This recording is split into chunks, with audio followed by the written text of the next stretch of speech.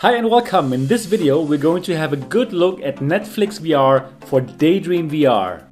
My name is Sebastian and this is for Daydream District, bringing you the latest and greatest about Daydream VR. So if you haven't done so yet, subscribe now. So Netflix has finally arrived on Daydream VR. Oh my goodness, we had been waiting for more than a month for this to happen. So now let's have a good look at the app. I must say, for me it started with a big disappointment. Why? Because the app forced me to use the Google Daydream View headset instead of the other headset that I'm using because it's more comfortable, which is the Bobo Z4. So what happens if you have another headset paired with your Daydream? Well, Netflix will simply disable the pointer, so you cannot use the Netflix app. It's really bad, and I hope if the Netflix people watch this video, come on, change it. Why would you force us to use the Google headset? Doesn't make sense. Other than that, this is exactly the same app just as it has appeared on the Gear VR before. You're sitting on a cozy couch in your beautiful home and have this awesome home theater setup on which you can watch Netflix. It's great and it works perfectly. You can control Netflix with the motion controller, obviously, so you can either point at those arrows here, like I do now, or you can also simply swipe up and down and left and right on your touchpad. So what came to my attention, if you leave the screen area with your pointer, you won't be able to see the pointer anymore, so it's not something like a laser pointer. So the problem with this is that it's not so easy to go to the options menu, which is above of you. So I think lots of people won't even know that there's another menu on top if you look to the ceiling. So this is very hidden. First of all, it's very hidden, and then it's kind of tough to activate it with your motion controller. When I first tried the app, it totally didn't work. I couldn't get it to work. I couldn't get into the options menu, so I had to start again, and then it worked.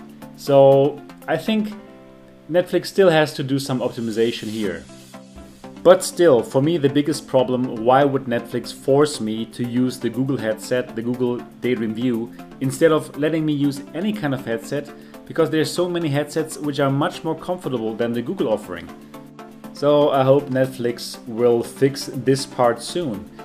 Yeah, so once we start a movie or anything, the lights will turn down and you can enjoy your content in a very nice atmosphere, which is then darker, and yeah, here like now you see it, light goes out, you can still see your coffee table, and then you can enjoy your movie. It works very well, it's a very relaxing atmosphere, and yeah, I think all of us would enjoy to have this kind of home theater setup, and now you have.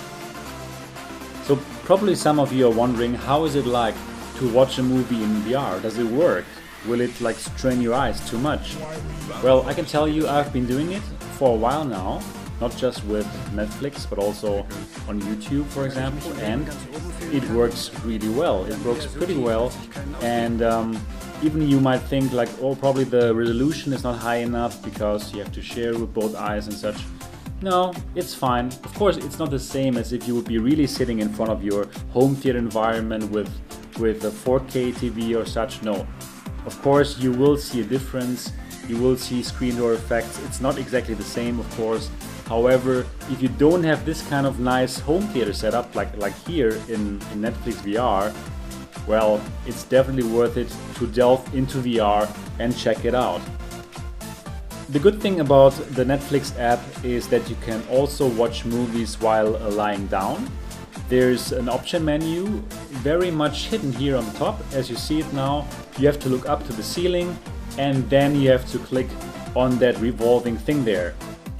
Once you do so, you go into this menu and you leave the home theater sofa setup, and well, you can watch while lying on your back, for example. And here on the right, if you choose the car steering wheel, it means that the screen is going to follow you no matter where you look. So you can look left, right, top, you can lie down, and the screen will always follow you and be in your view.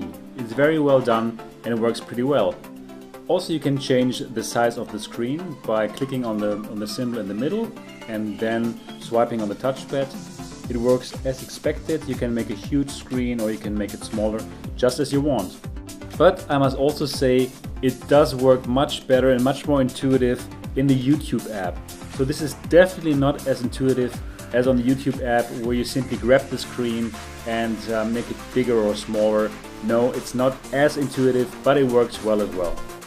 Yeah, so there you have it. Netflix is finally on Daydream. Good news for us, good news for everyone. For sure, this is gonna be the go-to app for lots of people, and probably even a reason for lots of people to get themselves a Daydream headset, and you should absolutely do so. That's it for this hands-on. I hope you enjoyed it. If you did, please click on like to let me know you want more of these kind of videos. And of course, if you haven't done so, click on subscribe to never miss a Daydream District video in the future.